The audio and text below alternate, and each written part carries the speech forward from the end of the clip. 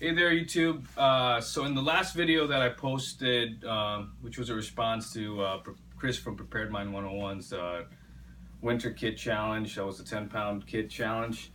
Basically, I mentioned that I preferred fleece over down when it came to bug out bags. Obviously, as a lightweight or ultra lightweight backpacker, I have been using a lot of ultralight down jackets, such as the Mountain Hardwear Ghost Whisperer and the Arc'teryx Cerium LT, even the Montbell X-Lite Anorak, and those jackets weigh anywhere from 6 to about 10 ounces. So right now I have on the North Face Denali fleece jacket, very popular jacket. For those of you who don't know this jacket, which I doubt, it's very popular, it's been around for years.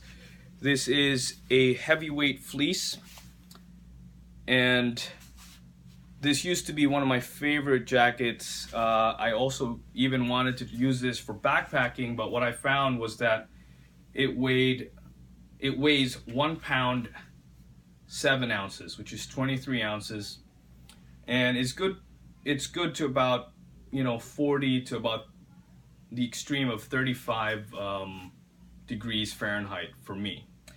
So what I like about fleece jackets, though, is that fleece jackets can be stored for for long periods of time in a bag, and you don't have to worry about it losing its ability to keep you warm. When it comes to down products, such as the jackets that we discussed earlier, although they're great for short trips, you have to let them re-loft every once in a while. If you keep down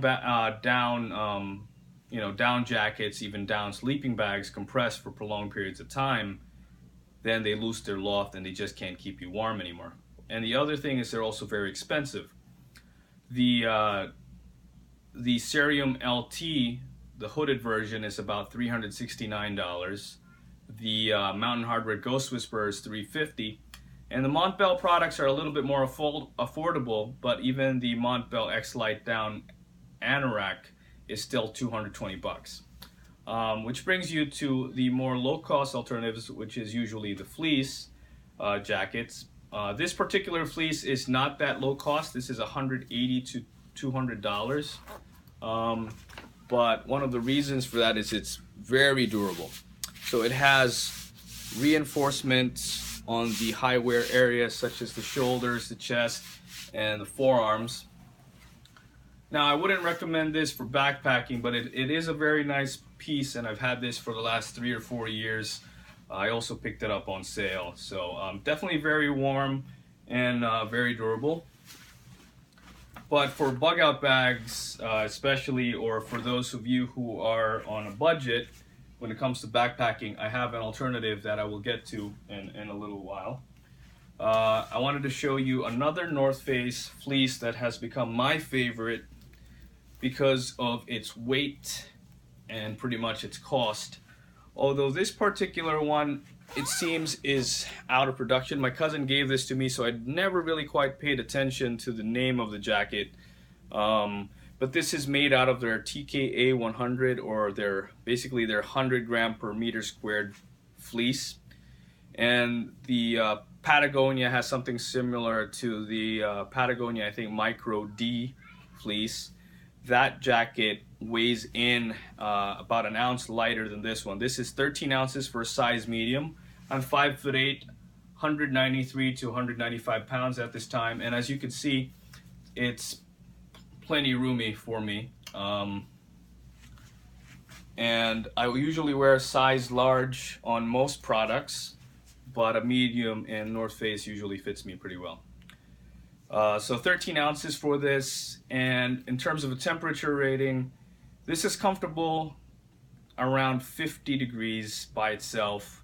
It's not windproof, so if it starts to get colder, the wind will get through.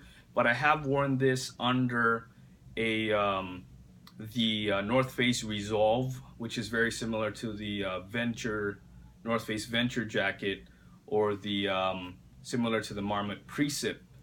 So those rain jackets, when you combine them with a fleece such as this, I have found that it keeps me warm down to about 32 degrees Fahrenheit or mid 30s. So that's pretty good in my opinion. But still, this jacket is about $80 on retail. And as far as I know, they've stopped making it. For those of you who know a website that still carries this, I am looking for one in blue. But basically, 80 bucks, and they have a quarter zip version of that, the TKA 100 quarter zip, which they sell for $55 retail. So basically, you're looking at 50 to 80 bucks even for the TKA 100s, and for the Denali, you're looking at around $180 to $200. So it's still kind of pricey for people who are on a budget for backpacking. And for bug out bags, I tend to like for prepper stuff, like if I wanted to make some preps, I wanted to put stuff in a bag, I like low cost or lower cost items, or items that I find that I haven't been using but are still in great condition. But I do like to keep them on the lighter side. For instance, recently my wife and I checked out Uniqlo down in here in New York, and I'm sure they're everywhere these days. You could definitely go to uniqlo.com and check out these products. I reviewed a Uniqlo Water Defender down jacket earlier, and this is their fleece jacket. Retails for the staggering amount of $29.90. This is a size large. This weighed in at 15 ounces on my scale, so just under a pound. It has 2 hand warmer pockets, no zip pockets. It comes with a YKK Vislon zipper, so very good zipper, and it comes with a hood. This is also in one of my favorites, woodland camo pattern. So definitely, I love it. It's very warm, also very lightweight. And one of the biggest reasons why this is lighter than the Denali, even though they're very similar in thickness, is that it doesn't come with all the reinforcements. So it's not going to be as durable, but at the staggering price of $29.90 MSRP and the sale price of just $9.90, how can you go wrong? So definitely this is probably going into one of my bug out bags. I have a marine pattern USMC ILBE bug out bag, and this will definitely go in there and just feel at home. They have more neutral colors. I got this for my wife. This is women's. They didn't have any more hooded versions, or they didn't make them, but definitely come in pretty nice colors. This is gray and also $9.90. So definitely check out uniqlo.com or go to a store. They also have another one in blue. So definitely affordable. They also come in, they also make fleece pants. So these are their Uniqlo fleece pants, made of the same material, and it has a little bit of elasticity on the ankles that will keep your warmth in and the cold air out. This weighed in at 10 ounces, retails for $24.90, and I was able to get this for $12.90 today. And we're going on a snow tubing trip with the kids, maybe a little snowboarding, and this would be a pretty good addition to your insulation layers. Fleece stays pretty warm even when it gets a little bit wet, so, and they also dry fairly fast. And correct me if I'm wrong with that, but yeah, they're definitely better than down as an insulating layer in wet or moist, wet environments. And I will basically feature these later on. These are the Uniqlo Heat Tech long johns or long underwear, and I'll talk about that in a separate video, but definitely check those out as well. So that's pretty much it. Hopefully you guys picked up a few pointers on that. I basically intend to use the fleece as an insulation layer under a rain jacket, such as the Kelty rain jacket or the Paradox waterproof rain suit. And the combination of those with the base layers should keep you down, should keep you warm down to freezing temperatures, 32 degrees, maybe even a little bit lower. So that definitely would go great in a bug out bag. For instance, I've reviewed this before. This costs about 46 bucks, $50.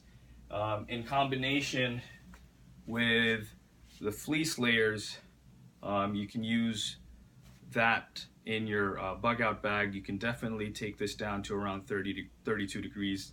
So I think that's an excellent option for just the price of 50 bucks for this, and you've got a $30 MSRP or $10 on sale sweater, 25 bucks or $13 sweatpants.